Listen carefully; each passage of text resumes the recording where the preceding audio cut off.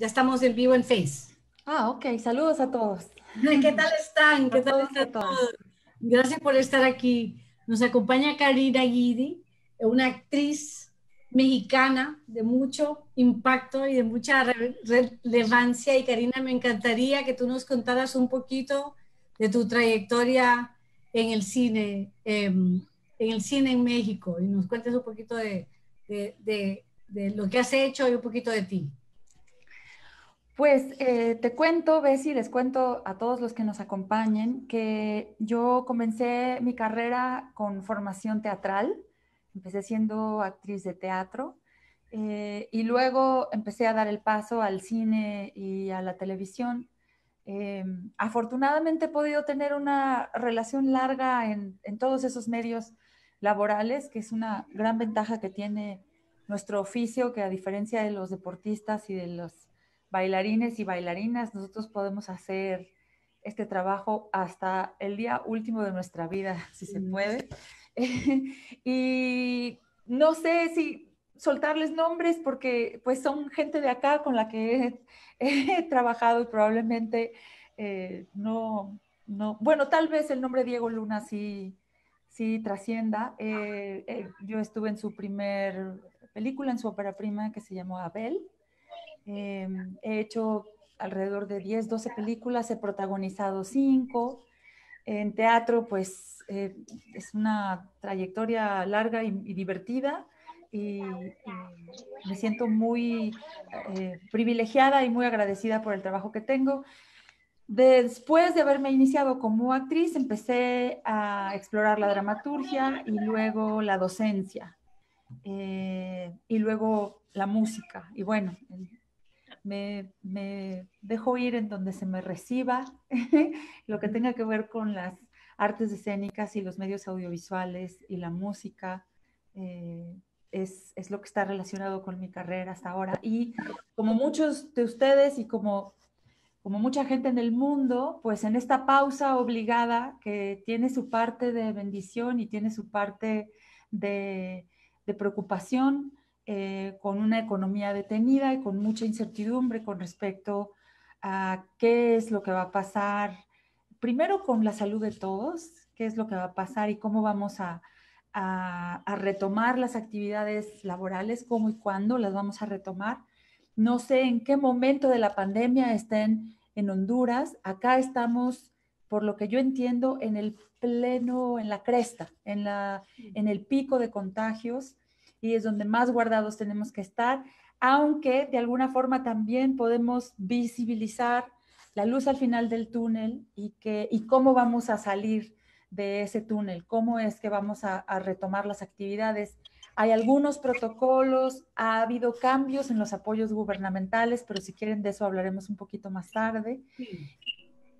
¿Cómo están? ¿Qué tal? Buenas noches. Eduardo, ¿qué tal está? Les presento a Eduardo, Eduardo Illomave, peruano, productor y director de cine y muchas otras cosas. Y Eduardo, me encantaría que tú nos hables un poquito también, un minutito de ti y tu trayectoria.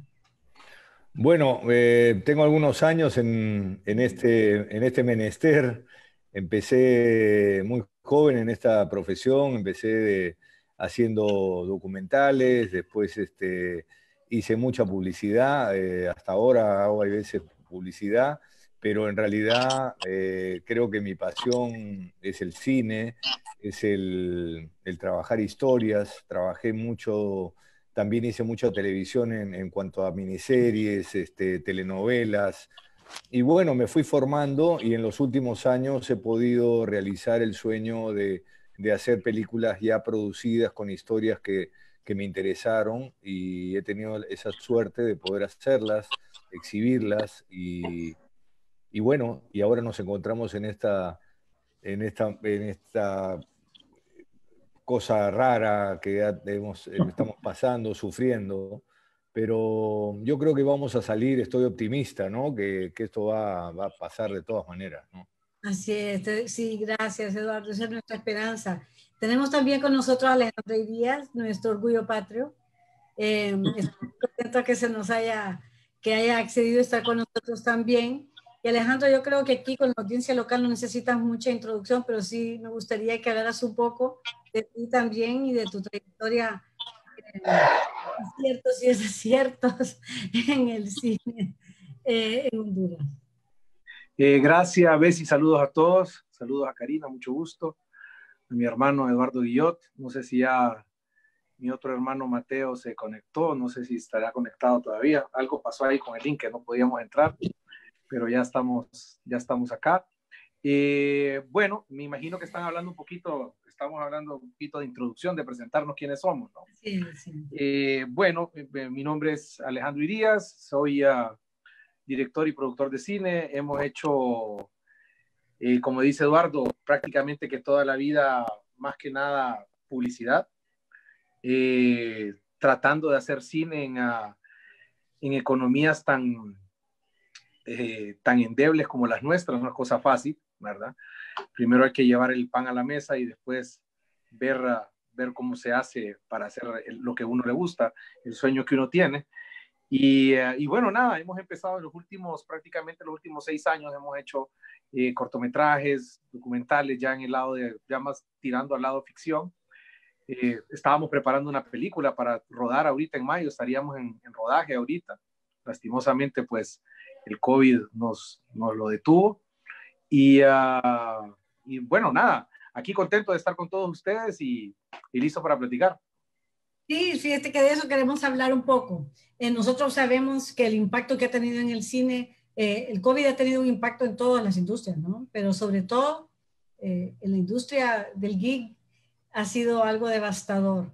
Te pregunto, todavía no sabemos cómo se van a abrir estas salas de cine, no sabemos si van a ser silla de por medio o ni una silla, si la gente va a tener temor o no va a temor.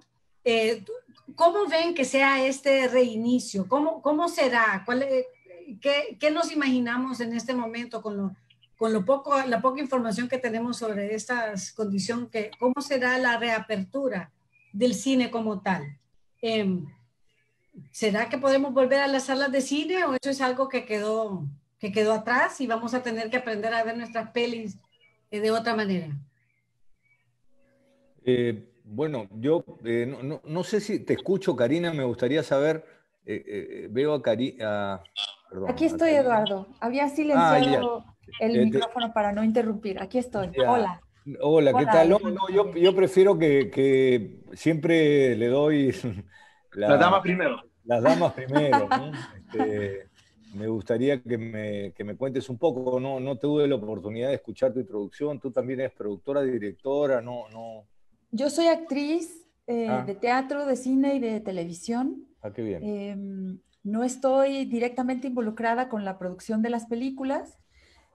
Formo parte de la Academia Mexicana de Artes y Ciencias Cinematográficas desde el 2016. Entonces, algo de información tengo dentro de toda esta incertidumbre que estamos viviendo. Empecé muy joven mi carrera como actriz de teatro y estoy por cumplir 29 años de trabajo actoral. Mi primera película fue en el 2000. Les estaba contando de una película que hice en el 2009, 2010, que probablemente tal vez sí llegaron a ver porque trascendió a nivel internacional porque la dirigió Diego Luna. Acabo de hacer una película hace un par de años sobre la vida de Rosario Castellanos, una escritora mexicana muy importante, también viajó un poco. Pero bueno, en fin, el asunto es que estamos en una misma comunidad, con un mismo problema, con una misma pausa obligada. Yo agradezco mucho la oportunidad de conversar haciendo comunidad así internacional y respondiendo un poco a lo que preguntaba Bessie. No, es muy difícil imaginarse cómo vamos a retomar no existiendo una vacuna. Nuestro trabajo es gremial. Nosotros trabajamos en grupo y especialmente en Latinoamérica suelen ser grupos grandes porque la mano de obra no es tan cara, a diferencia de países como en Europa o en Estados Unidos. Los modos de producción son un poquito más austeros en cuanto a material humano. Y los nuestros suelen ser crews más grandes ¿Cómo vamos a hacer las escenas si tenemos que estar a 2 metros de distancia unos de otros? ¿Cómo vamos a evitar un rebrote? ¿Cómo vamos a convencer a la gente de que vuelva a las salas? Y a convencerlos de que tengan en su bolsillo dinero para ir a las salas. Claro, claro. Bueno, no se ve sencillo. Yo tengo una idea, soy optimista en el sentido que creo que el cine, mucha gente dice el cine ha muerto o el cine va a morir. Yo creo lo contrario, yo creo que nos encontramos en una situación que va a pasar, que tiene que pasar, que la vacuna va a estar más pronto de lo que la gente cree. Leí un artículo de unos suizos que lo ofrecían para octubre, bueno, sería fabuloso. Fabuloso, Ahora, sí. pero claro, que la tengamos todos en nuestros países se llevará un poco de tiempo, ¿no? Eso con respecto al tema de salud, lo que tú dices, difícil es rodar, a pesar de que hay un montón de protocolos ahora. Creo que también hay otro punto técnico en cuanto a la vacuna, perdón, con el tema de la prevención para poder rodar, que es el tema de las pruebas rápidas. Las pruebas han avanzado y siguen avanzando y van a seguir avanzando en los próximos meses. Quiere decir que en realidad van a poder hacerte una prueba rápida en el sentido, tú entras a un rodaje y vas a poder tener estas pruebas a todo el equipo técnico, a todo el grupo de actores, y eso te va a permitir tener un poco más de seguridad, ¿no? Eso por un lado.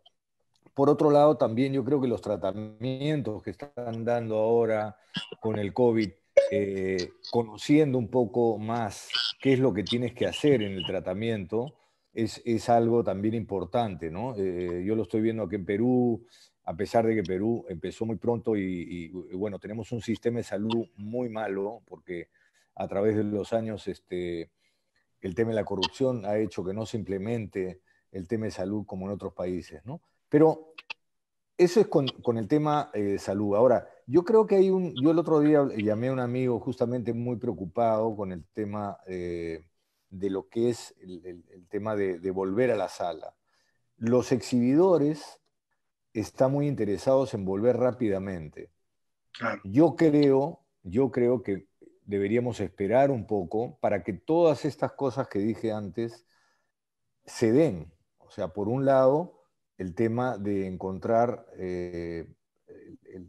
las pruebas más rápidas, la vacuna si es posible, pero si pensamos, bueno, ya hemos pasado tantos meses, estamos tantos meses con esto, que podríamos esperar un poco más y no como acá que quieren, había una propuesta de empezar en junio la exhibición de películas que me parecería una locura. Yo creo que los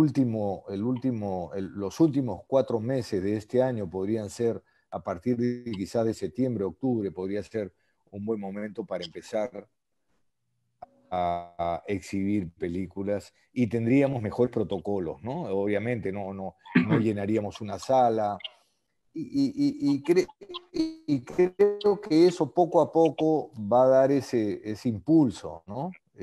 Vamos a tener ese impulso, la gente va a querer salir, la gente ha estado confinada, imagínate, estamos confinados acá casi 60 días, estamos... ¿no? Y nos volvemos locos porque queremos... Entonces, es un proceso... Es un proceso que creo que va a tomar ese tiempo, pero hay que darle el tiempo con una solidez, pisando fuerte, ¿no? O sea, tenemos que esperar un poco, que tengamos esas condiciones donde ya la curva también de la pandemia va a bajar, ¿no? Europa está tomando esas medidas ahora, pueden haber rebrotes, pero yo creo que hacia finales de este año y a principios del próximo vamos a estar en mejor condición. Eso con respecto al tema del cine per se, del volver a acercarnos a un cine, ¿no? El otro tema, bueno, me gustaría compartirlo ya con ustedes, primero escuchar su opinión, hablaría un poco más de la producción, que es un tema que ya tendríamos que conversar también, ¿no? Hola Matthew, que me alegro que te hayas podido acompañarnos. Estamos hablando un poquito de cómo vemos la cosa, para cuándo se abrirán los cines y cómo sería esa, tratando de echar un vistazo al futuro. Y quiero dar un momento para que nos hables un poquito de ti, para seguir con nuestra conversación, para que nuestros amigos nos sepan un poco de tu experiencia y de tu trayectoria. Estás sin micrófono, Matthew. ¿Perdón? Hoy sí, ya. A ver. ¿Ahora sí? ¿Me escuchan? Ahora sí. Ahora sí. Okay. Gracias. Pues muchas gracias por la invitación. Yo soy Matthew Sanabria, soy guionista mexicano. Yo comencé a dedicarme a esto un poco más de 10 años y mi experiencia ha sido más con largometrajes, la escritura de largometrajes, y hace relativamente poco, los últimos 2 años, le he entrado más a la escritura para televisión, ¿no? Como guionista, la cuestión que estamos viviendo ahora, pues bueno, como que el flujo de trabajo y todo no cambia mucho, ¿no? Estoy acostumbrado a trabajar de manera independiente y trabajar de manera a distancia, ¿no? Colaboro mucho con Alejandro y Díaz. Pero pues justo lo que decía Eduardo de la cuestión de la producción, ese es justo un punto que creo que la situación que estamos viviendo va a cuestionar los modos de trabajar y vamos a tener que buscar la manera de darle la vuelta a toda esta cuestión de la distancia, del distanciamiento social y todo, ¿no? Que me parece más que una tragedia, me parece una oportunidad. Una cosa es cuando volvamos al cine. Yo quiero que nos detengamos un momento a pensar cómo va a ser el rodaje de las películas que ya estaban en producción en este interín, ¿no? ¿Cómo vamos a hacer? Nos vamos a acostumbrar un poquito. ¿Será que nos vamos a dedicar a ver las viejas? ¿Van a esperar las que estaban listas para estreno? ¿Van a salir en otros medios?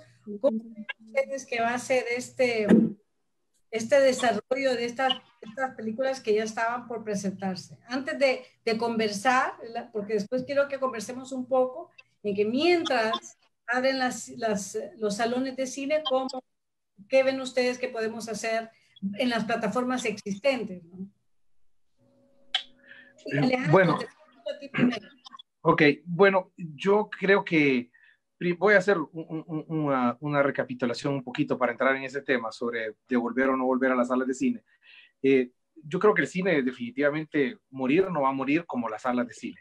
No hay ninguna otra experiencia que sea igual que estar en una sala de cine, porque es una experiencia en la cual usas todos tus sentidos. No tocas, en la casa podrás ver una película, pero estás con el celular en la mano, tener la familia, las interrupciones, no están todos tus sentidos metidos en una sala de cine. Te digo que a mí me ha pasado cosas como que he estado viendo películas que he querido ver y no las he podido terminar de ver porque le pierdo el interés. Y no es que no les doy ni el chance de que sean películas malas o buenas. Simple y sencillamente, no sé, te digo que no me logro concentrar como otras veces cuando la situación era normal, digamos, ¿no? Entonces yo sí creo, y hablando con Eduardo Guillote el otro día platicábamos y él me hacía una analogía que el cine nunca cerró, me decía, ni en la guerra, el cine siempre se ha mantenido abierto. Y yo creo que las salas de cine van a volver, están haciendo sus esfuerzos. Yo me he contactado con algunos de ellos, con algunos dueños de salas de cine, en las cuales están tratando de reinventarse, están pidiendo material para poder estar en línea.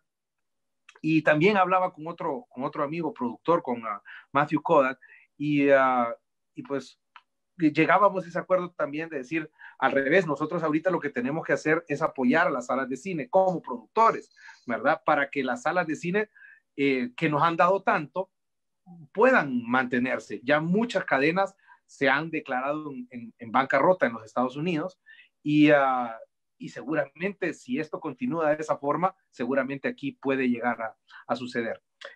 Ahora, en cuanto al tema de la producción, de qué es lo que está pasando, si nos vamos a acostumbrar o no a las plataformas ahí estaban, o sea, las plataformas siguen ahí, no, yo no creo que se vuelvan como una alternativa para las salas de cine, sino que las plataformas van a seguir haciendo su rol de estar en la casa para ver series, para ver algunas películas que de repente uno dice, esta película la voy a ver en mi casa, no voy a ir a la sala de cine, la voy a ver en mi casa, pero igual el cine se va a reinventar y vamos a volver. En cuanto a la producción, pues ya hay medidas, ya hay protocolos de bioseguridad para los crews de filmación. Creo que hay que, como decía Mateo, también ser un poquito creativos, reinventarse en cuanto a lo mejor proyectos que teníamos preparados para que a lo mejor teníamos mucho contacto, digámoslo, para esto, reinventar las historias y ser más creativos a manera de cuidarnos y protegernos, ¿verdad? Creo yo que por ahí puede andar la cosa. Te daría la palabra a los demás. Sí, me interesaría que comentaras, tal vez tú, Karina, podemos empezar por ti. ¿Dónde crees que hay una oportunidad en estas plataformas, como una contraparte, ¿no? A las salas de cine? Porque vamos a tener que hacer compartir un poco el protagonismo del canal mientras logramos regresar y poder abrir las salas de cine de la mejor manera posible. ¿Cuál es tu opinión sobre eso? Sí, o sea... Ay, perdón, vas con Karina, no. ¿verdad? Adelante, Karina, disculpa. Yo creo que de alguna manera, como decía Alejandro, ya estábamos compartiendo esos espacios. De hecho, ya algunas películas se estrenaron en Netflix, por ejemplo, o eran algunas series exclusivas para, bueno, series de televisión, ese es otro cuento, pero muchas películas ya se estaban viendo en las plataformas, en Amazon, en Netflix, en Claro Video y otras. Coincido con Alejandro que hay una cosa ritual importante en estar en un lugar, en comunidad, donde se apaga la luz, se enciende la pantalla y te permites con todos tus sentidos que algo te ocurra, te dispones a que te cuenten el cuento y a vivir tú misma de alguna forma en ese cuento. Esa experiencia sí creo que no se puede reemplazar, pero no podemos pedir todo en este momento en que están las cosas tan inciertas, tan complicadas, donde pues hay gente enfermando, hay gente perdiendo la vida, hay gente en situación de muchísima vulnerabilidad. Yo igual coincido con lo que han dicho los demás, que también creo que hay que conservar el optimismo y pensar que vamos a salir de esta más temprano o más tarde, pero vamos a salir de esto. Ahora, ¿qué hacer mientras? Es un poco retador, es retador en cuanto a las formas en que lo vamos a hacer. Hay algunas cosas de preproducción que puede ser más o menos fácil hacer a distancia. Hay algunas cosas de postproducción que tal vez pueda ser fácil hacer a distancia. El guionismo, como dice Matthew, también se puede escribir en la privacidad y la posibilidad de concentración de tu casa. Pero el trabajo a la hora de la producción, ese es el reto de cómo le vamos a hacer para poder seguir contando las historias en lo que esto pues llega a otro estado de normalidad en el que podamos retomar lo que hacíamos antes. Entonces yo creo que vamos a seguir coexistiendo el cine y las plataformas digitales. Creo que eso más bien hay que adaptarse, disfrutarlo y tomar lo mejor de cada una. Creo que a los que nos gusta hacer cine, igual seguiremos queriendo hacer cine como tal y que se vea el cine. Perdón. Vida de perros. Por allá. Estamos viendo ahorita que el cine, las pelis, el arte, lo siento, esto que ustedes los ocupa, ya se ha convertido en un tema de salud mental para el mundo, porque ¿qué haríamos en este momento de cuarentena y de encierro si no tuviéramos este refrigerio, ¿no? Y podernos empapar y meternos en este momento en este oasis que nos ofrece el cine.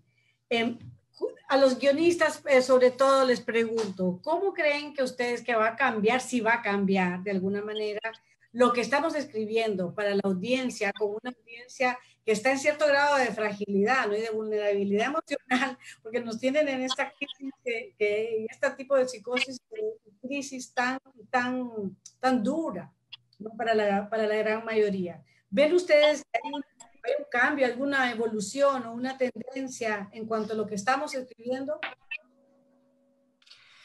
Pues yo creo que el cine y la televisión lleva un rato con historias así de apocalípticas y post-apocalípticas, ¿no? Entonces, en cierto sentido, igual y hasta nos estaban preparando para algo así, ¿no?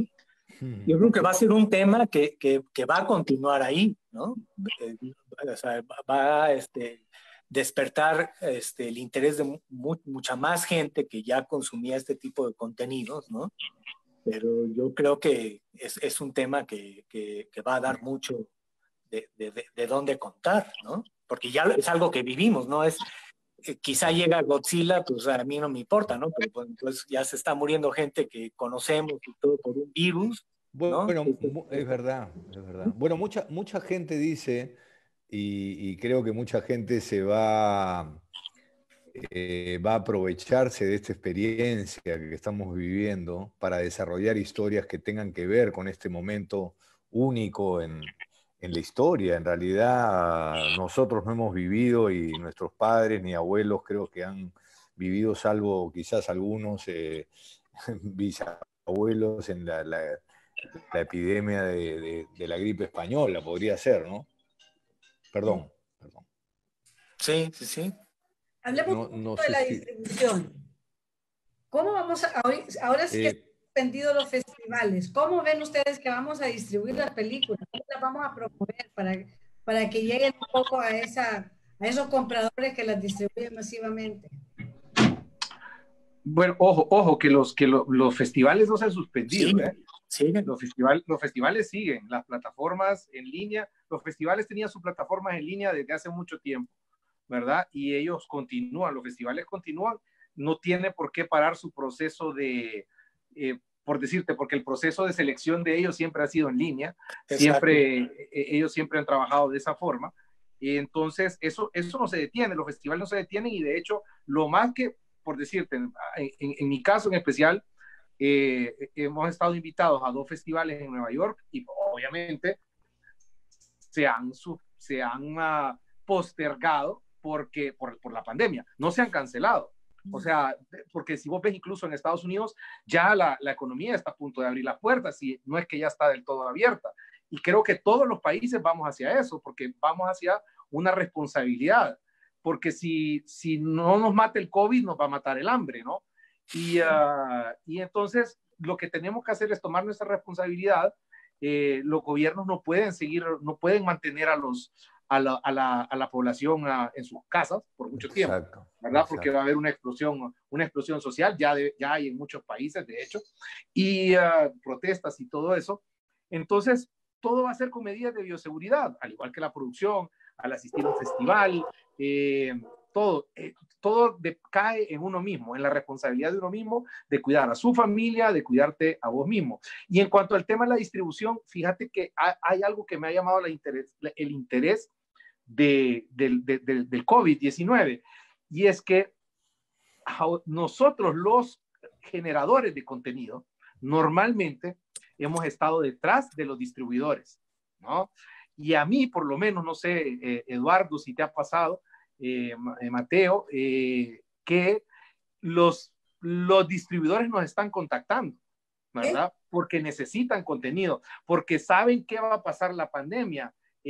A mí me han contactado, te lo digo, me han contactado de Los Ángeles, de México, preguntándome qué contenido tengo, si pueden disponer de él, ya sea para algún tipo de festival o para en cuanto pase la pandemia, porque hay una estrategia de los cines que, bueno, no de todos los cines, de una cadena de cines internacional que le está apostando a que después de la pandemia la gente va a buscar mucho la producción nacional, la producción local.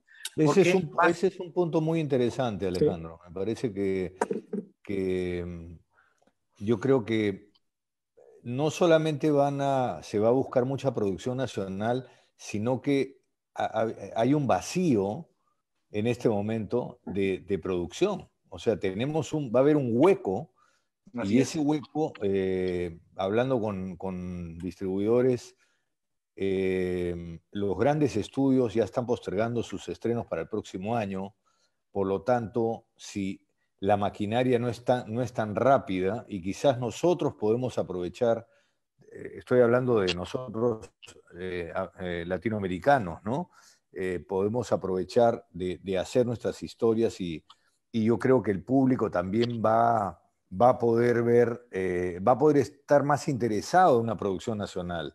Es verdad también que hay un pedido de, de material en todo lo que son plataformas y canales de televisión, pero yo quería ir un poquito más atrás en la conversación al decir, nosotros queremos, nuestro interés es hacer cine y que nuestro cine se vea. No es lo mismo ver nuestra película en una sala de cine, ¿no? A mí me da mucha pena cuando mi película es vista en una plataforma. No porque sea mala la plataforma, sino que la experiencia, como decía Alejandro, de ver una película en una sala es muy distinta. El trabajo que nosotros hacemos como realizadores y como productores, en el sentido de que trabajamos una película, el cuidado que le ponemos para una mezcla de sonido en 5.1, el trabajo de la fotografía, no verse en una pantalla de cine es como que te están cortando las piernas, ¿no? No yendo a ese nivel, pero sí, claro, quizás tenemos que aceptar que hoy día los jóvenes están viendo en un aparatito una película, ¿no? Y es un poco así, ¿no? Pero la experiencia de ver una película en una sala no tiene punto de comparación. Sí. ¿Ustedes creen que hay un espacio, ya que hablamos un poco de hacerlo más local, ¿no? Más en nuestras comunidades y poder hacer estas producciones más pequeñas en vez de centralizarlas en estudios tan grandes? ¿Hay un espacio para promover estos emprendimientos y estos talentos locales para apoyar en estas producciones eh, eh, nuevas y tal vez un poco menos complejas?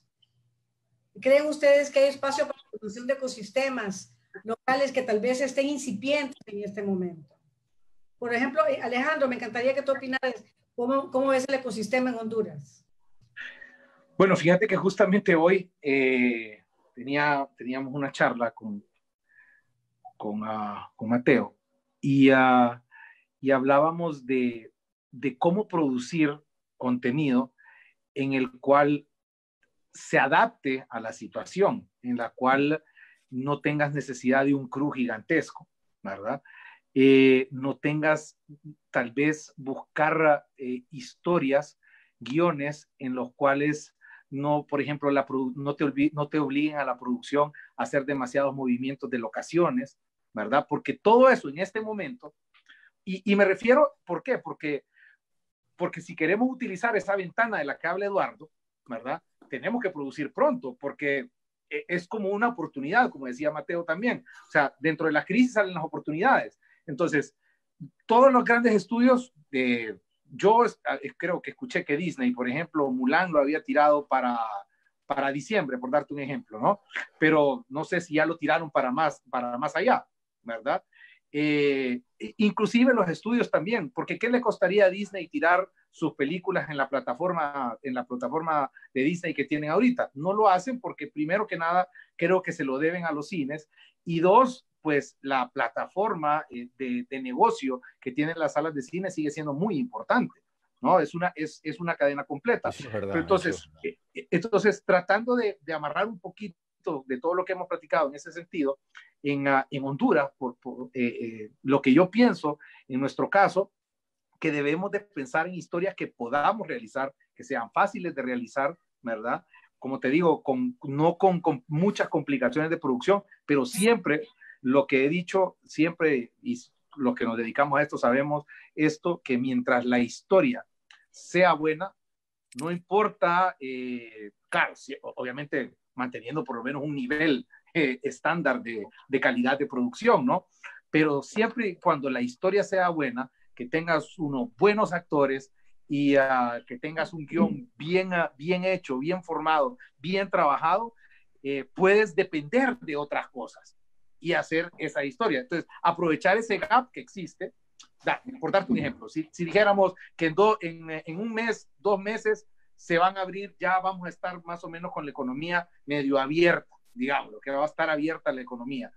En estos 2 meses tenemos chance de prepararnos, preparar esas historias, ir preparando cruz, ir preparando todo para salir a producir de esa manera y aprovechar ese espacio que hay vacío de los grandes estudios que generan los contenidos que llenan las salas de cine a nivel mundial. Quiero que toquemos 2 temas. El primero, antes de pasar al financiamiento, porque tenemos 2 meses y levantar financiamiento no es fácil, pero antes de eso, quiero que Karina me hable un poquito del teatro.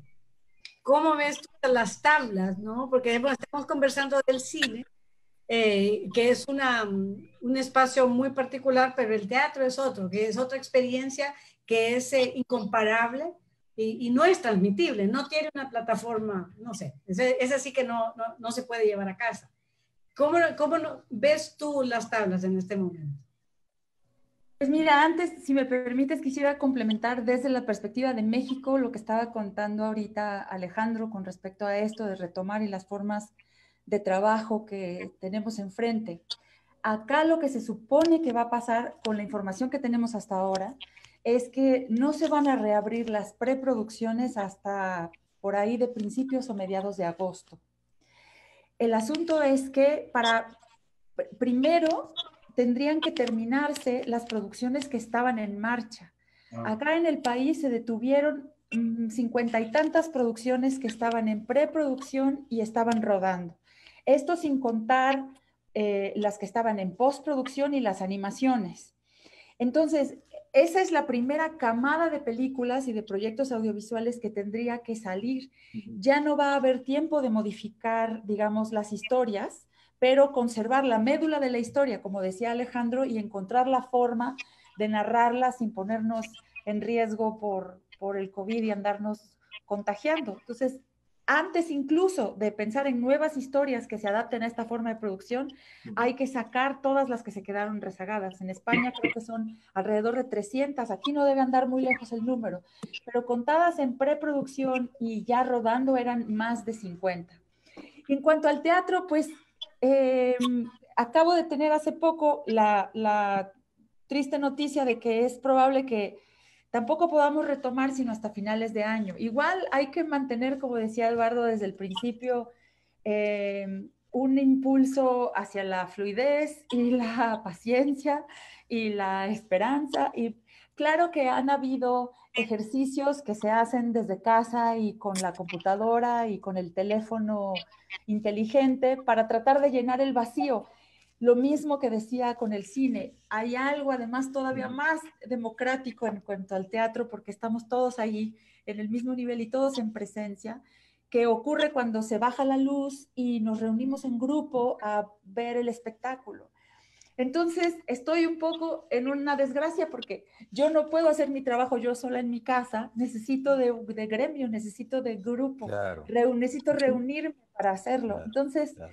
ni hablar, habrá que esperar por la salud de todos y la paciencia de todos. Y mientras pienso que también puede ser tiempo de concebir, ¿sabes? De generar ideas, de generar contenido para los Eso es muy propios importante. proyectos de uno mismo, de una misma que poder elaborar más adelante, que no sea tiempo del todo perdido y en todo caso que sea también tiempo de descanso, que tanto nos negamos y tanto nos Que nos merecemos. merecemos también. Y que rara vez nos lo damos sin tener culpa por eso, ¿no? Y bueno, a resolver lo económico en cuanto se pueda, porque como decía Alejandro, también decía otro amigo actor, o nos morimos de COVID o nos vamos a morir de hambre. No hay economía de nadie a menos que sea un millonario que resista 6 meses sin percibir ninguna ganancia. Claro. A eso quería llegar, ese era mi siguiente punto, porque estamos pensando, más que nos decía, que cree que va a haber un surgimiento un poquito más intenso de las películas apocalípticas. En este momento yo creo que el apocalipsis ya me llegó, estaría más bien buscando, no sé, algo más más calmado, ¿no? Para poder alejarme del apocalipsis. Pero sí, en ese momento de creación, que necesitamos inversión para dedicarnos a la creación, ¿qué opinan ustedes del crowdfunding? ¿Creen ustedes que la microinversión va a tener algún espacio? Un espacio que tal vez antes no tenía, ¿no? En la industria. Yo particularmente creo que conozco de cerca el apoyo a la cultura que hay en México.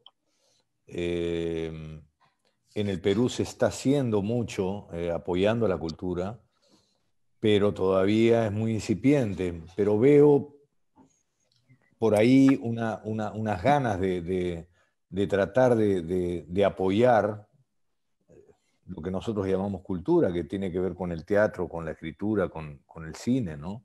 Es muy importante que los estados, que los gobiernos se den cuenta que, y hoy más que nunca, porque a través de los libros que estamos leyendo, a través de las series que estamos viendo, es lo único que tienes, es lo único que tienes a mano, y eso es cultura y no hay que perderlo. Entonces hay que tomar una iniciativa de luchar ahora más que nunca porque el Estado no nos abandone, porque el Estado promueva la cultura de una manera importante, ¿no? La cultura es todo, ¿no? Yo quería hacer un comentario acerca de la cuestión esta del crowdfunding, que yo he seguido de cerca algunos proyectos que han entrado a este sistema, ¿no? Y la experiencia que yo tengo es que funciona para quienes solicitan el crowdfunding, quizá es el doble de trabajo, ¿no? Porque además de levantar tu proyecto, tienes que estar dándole seguimiento al crowdfunding. Y entonces, pues igual es una cuestión que no tomas en cuenta. Entonces, al final, o te come uno o te come otro, ¿no? Y haciendo un símil con una cuestión así de trabajo solidario, ¿no? O en equipo, pues creo que igual y esa cuestión con lo que decía Alejandro, de hacer cruz pequeños y contar historias pequeñas, igual y esa es una manera de sortear el financiamiento o la producción, igual y como hacerlo un poquito más, más casero, más guerrillero. Creo que esa es una opción mucho más inmediata que irse por algo como el crowdfunding, ¿no? Ya estamos a pocos minutos más allá del tiempito, pero quiero hacer una parte de preguntas más antes de concluir. ¿Qué le dirían a ustedes, a los jóvenes artistas, talentos y actrices y actores que se mueren por incursionar en este momento en la industria? ¿Qué consejo les podrían dar? Vamos a ver, Karina, a ver qué opinas tú. Que resistan. Primero les toca, como a todos, vivir una etapa sin precedentes, histórica para nosotros, como decía Eduardo. Vivan la plenitud, porque también de ahí los que son actores y directores y guionistas van a poder sacar material para sus proyectos. Entonces, que la vivan a plenitud y que resistan. En realidad no hay mucho más, porque si esta es su vocación, entonces no hay pandemia que se pueda atravesar. Una vez pasada la loma de esta oportunidad, que también es obstáculo, que también es motivo de estrés, que también es fascinante, que también es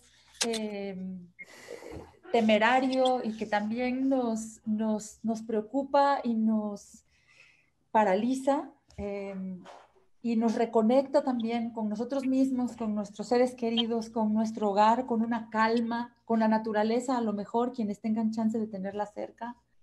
Dentro de todo eso, que resistan. Resistan. Alejandro, te pregunto a ti, ¿cómo crees que Naranja Republic puede en este momento apoyar a la industria cinematográfica en Honduras? ¿Mi perdón?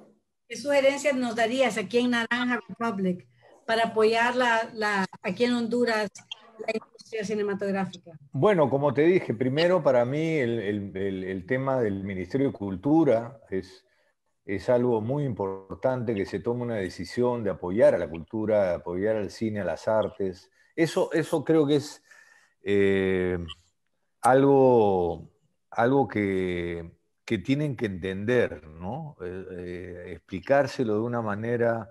Yo estaba leyendo ahora la comunicación de Thierry, el director de Cannes, y él decía, un festival de cine no puede ser un festival online. O sea, el festival de cine es gente, es, es la primera vez que me siento, me imagino, con una impotencia tremenda, porque es eso, o sea, somos personas, no podemos, a través de medios digitales, no podemos darnos un abrazo o ver un... ¿no? Y el cine tiene que ver esa fiesta del cine que se da en ese festival más importante, te dice algo que para mí es importante. Por eso hablo de que los países son los que tienen que tomar iniciativas y en este caso nosotros como artistas o como directores, productores o actores tenemos que salir al frente y luchar por ello, ¿no? Como se ha hecho. ¿No? En mi país ha tomado muchos años.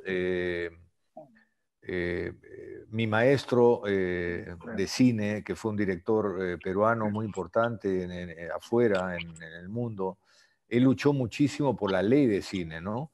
Eh, y hemos tenido momentos muy buenos y muy malos. Creo que los exhibidores ahora son los primeros que salieron a pedir dinero al Estado peruano, cosa que me pareció un chiste, porque ellos se llevan el 60% de la taquilla, ¿no?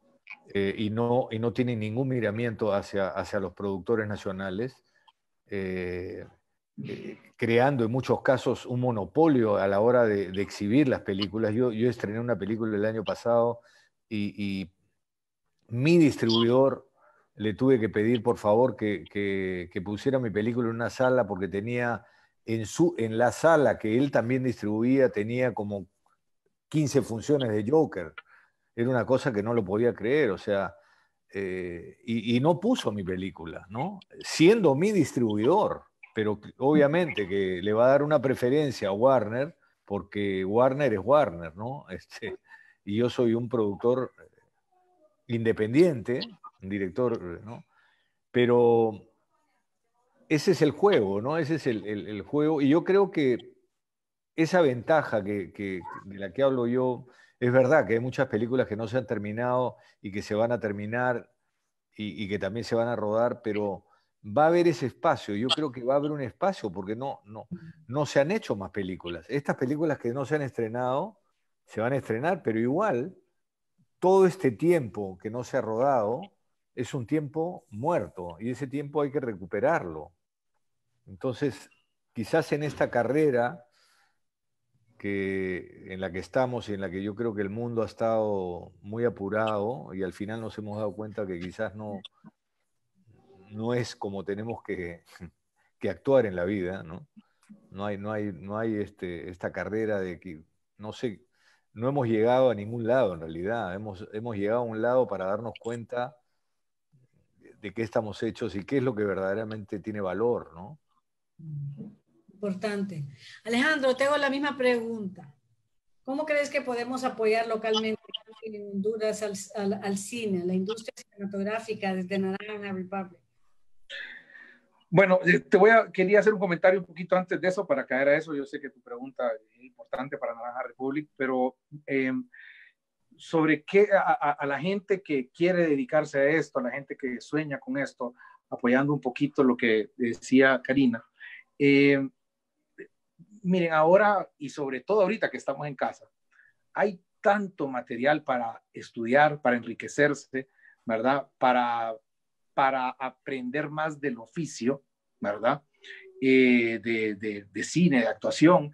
Hay mucho material. Ahora, sobre todo, el Internet está lleno de material, de tutoriales y, o sea, cosas fáciles. Aparte de libros, ¿no? Tenemos, obviamente, libros. En Honduras la bibliografía de cine y de actuación es pobre, pero ahora con Amazon puedes comprar cualquier libro, puedes bajar apps de entrenamientos, en YouTube hay de todo. las mismas redes sociales te dan mucha formación de gratis, de cierta forma, al pasarte cómo se hizo esta película, cómo se hizo una escena, cómo trabajar con actores. Hay un montón de cosas.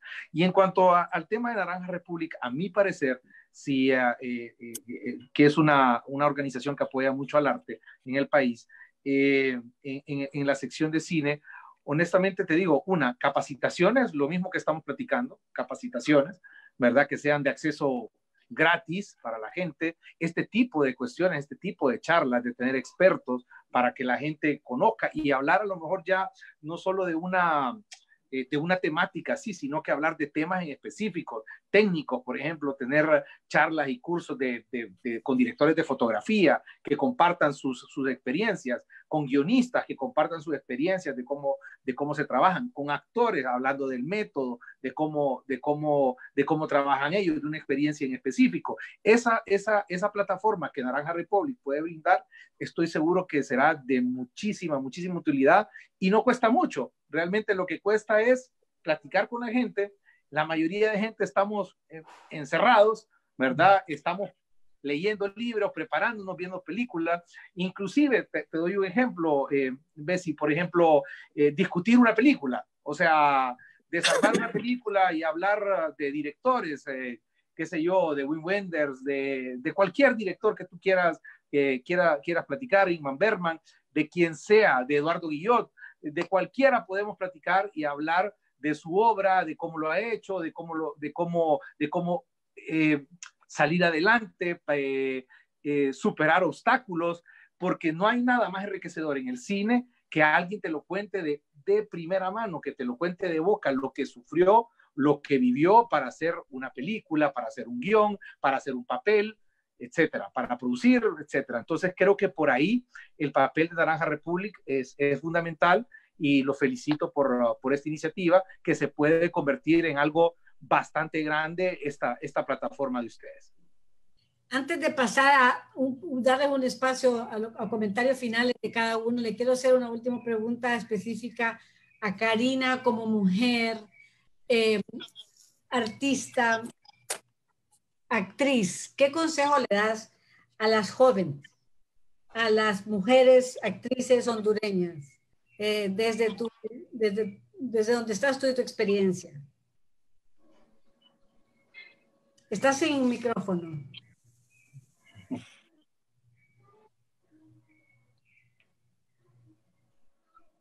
¿Qué pasó? Salí de acá. Está sin micrófono, Karina. Sí, abajo a la izquierda. Si le puchas, ¡pac! Así, ahí está. ¿Me oyen? Ya. Pero no sé si me ven. Sí, te vemos. Ah, ok, genial. Es difícil, Bessie, sin conocerlas, imaginando que son como las jóvenes actrices mexicanas. Diría algo similar a lo que dije hace un momento. Diría que se cuiden mucho. Hay una cosa que a lo mejor les parece un poquito innecesario mencionar, pero a mí me ha llamado la atención cómo ha ocurrido aquí en México, porque la violencia doméstica se ha duplicado durante la cuarentena. Entonces, así como tenemos que estar encerrados, también tenemos que estar cuidadosos de nuestra salud mental.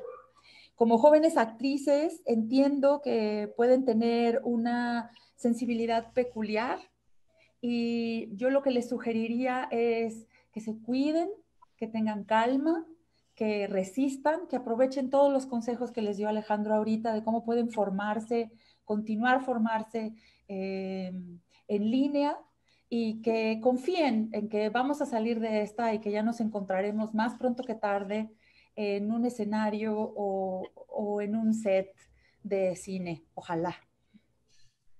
Gracias, Karina, me encanta. Me encantaría que ustedes se pudieran darnos una pequeña conclusión desde nuestro punto de vista, qué es lo qué pequeña pieza de sabiduría nos pueden dejar para podernos despedir. Ya abusé de ustedes profundamente con el tiempo, pero la conversación está riquísima. Así que te cedo la palabra nuevamente, Cristina. Karina, perdón, Cristina está aquí. Karina y Alejandro, si tú cierras, podemos dejar por segundo Eduardo y a Matthew. Perdón, Bessie, lo último no te escuché y creo que me nombraste. Sí, sí, Karina, que puedes dar una pequeña conclusión para ya ir cerrando y despidiéndonos de nuestro público tan amable, que hemos tenido una muy buena concurrencia el día de hoy. Y empezamos por ti. Pues creo que además de lo que ya se ha dicho, me parece muy importante esta toma de conciencia de la relevancia del arte en estos momentos. Y lo digo no nada más para sentirnos valorados o tomados en cuenta, sino para que eso se pueda reflejar también en políticas públicas. Acá en México, no sé cómo ha sido en sus países de residencia, acá ha habido un recorte presupuestal importante para el apoyo al arte y a la cultura, y en especial al cine.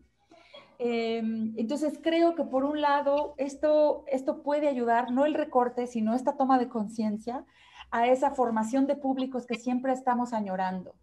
Eso que decías, Eduardo, que está el Joker en 14 salas y tu película en ninguna, eso también lo vimos acá.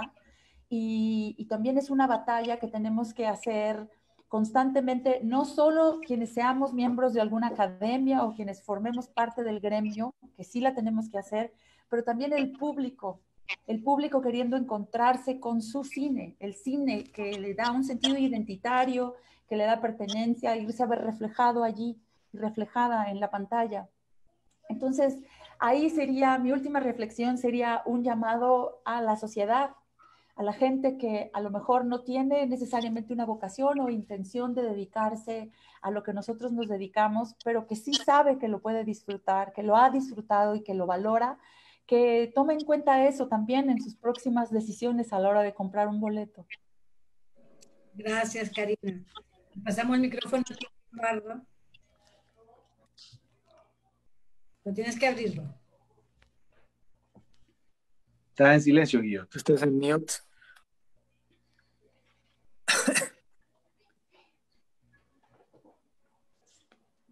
Ahora sí. ¿Ahora sí? Sí. Ok. Primero agradecerles el gusto de estar con ustedes y conocerlos y saber que todos estamos en la misma lucha.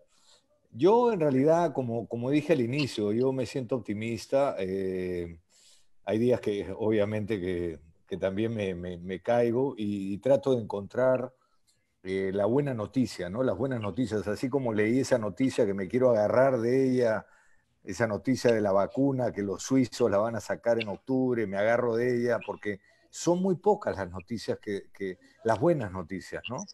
Pero creo que si leemos entre líneas ese subtexto, yo creo que las cosas están yendo hacia mejor día a día, poquito a poquito, ¿no? No como en la velocidad que quisiéramos, pero creo que por lo menos hoy día se está conociendo un poco más de este virus maldito y el tratamiento que se está dando está surgiendo efecto, ¿no?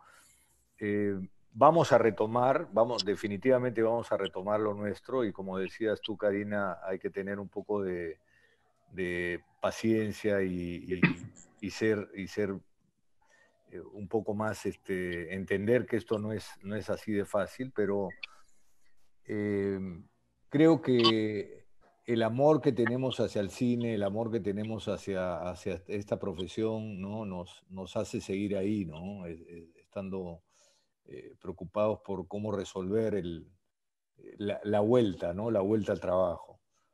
Y como dices tú, yo creo que nos estamos dando cuenta también, pensar un poco en nosotros, en tratar de que otra gente entienda lo que significa esta profesión, tanto por el lado de los actores, productores o directores, pero todos los que han vivido, todos los que viven hoy día a día, que pueden tener acceso a un libro, tener acceso a una película, entenderán que cuando salgamos ahora a presentar nuestro cine o nuestras historias, sería mejor que sean vistas de nuestro lado. Yo siempre digo que las mejores historias están en América Latina.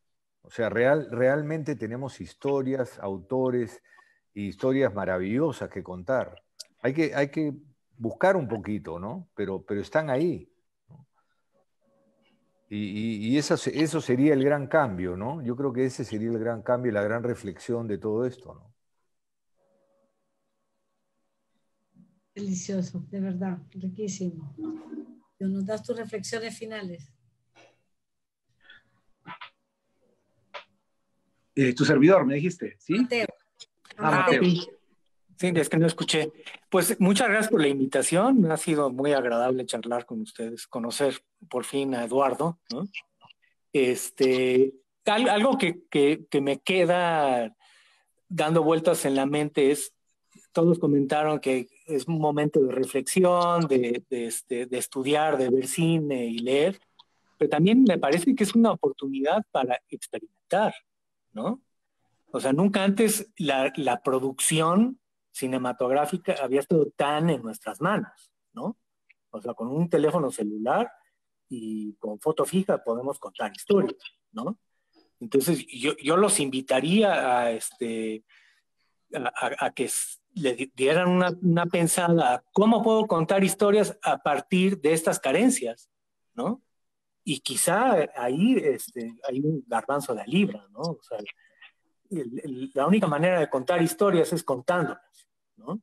Entonces yo invitaría a la gente que nos está viendo en Honduras y en otras partes pues veamos, hagamos un ejercicio de introspección y perdamos el miedo a querer experimentar y contar algo, ¿no? O sea, me parece que es el momento de reflexionar, pero también es el momento de actuar, ¿no? Y entonces romper la manera en que estamos acostumbrados a contar historias y a mostrarlas, ¿no? O sea, ahorita estamos, por ejemplo, el Festival de Morelia puso en línea películas que han ganado en años anteriores que pues era prácticamente imposible verlas, ¿no?